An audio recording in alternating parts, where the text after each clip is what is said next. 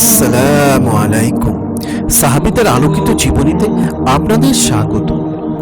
রাসূল সাল্লাল্লাহু আলাইহি সাল্লাম বললেন, প্রাচীনকালে একবার দুই ব্যক্তি একসাথে সফরে বেরোলো।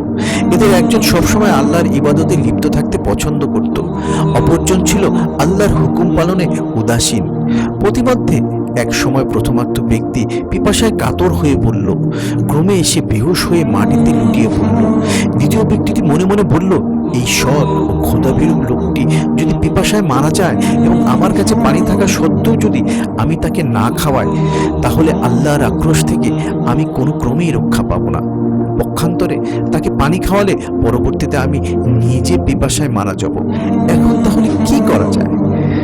কয়েক মুহূর্ত ভেবেচিন্তে সে আল্লাহর উপরে ভরসা করে তাকে কয়েক ফোঁটা পানি খাইয়ে দিল এবং নিজের জন্য কিছু সঞ্চিত রাখলো।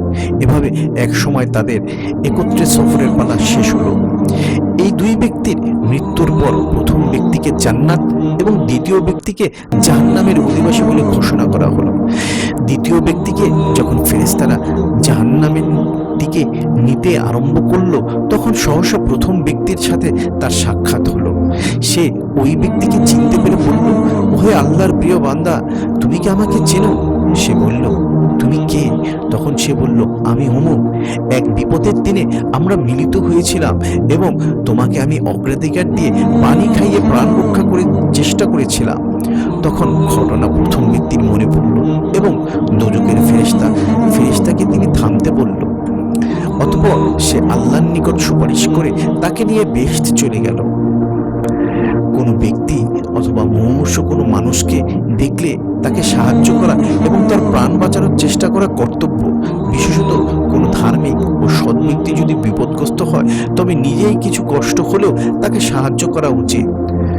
কাউকে বিপদগ্রস্ত বা মৃত্যুর সম্মুখীন দেখলে নিজের যথাসর্বোচ্চ বিলিয়ে দিয়ে তাকে সাহায্য করা ঠিক নয়। নিজের জন্য যতটুকু একান্ত প্রয়োজন তা রেখে অন্যকে দিতে হবে। শেষ কদর্প বিলিয়ে দিয়ে অন্যের মুখোপেক্ষী বানানো উচিত নয়। সফর সঙ্গীকে সবসময় অগ্রাধিকার দিয়ে খিদমত করার চেষ্টা করা উচিত। বিশেষত সফর সঙ্গী যদি অপেক্ষাকৃত অভাবে সৎ ব্যক্তি হয়, তবে তার দিকে আরো বেশি খেয়াল রাখা কর্তব্য। সাহাবীদের আলোকিত জীবন চ্যানেলটি সাবস্ক্রাইব করুন এবং লাইক দিয়ে আমাদের সাথে সংযুক্ত থাকুন। ধন্যবাদ।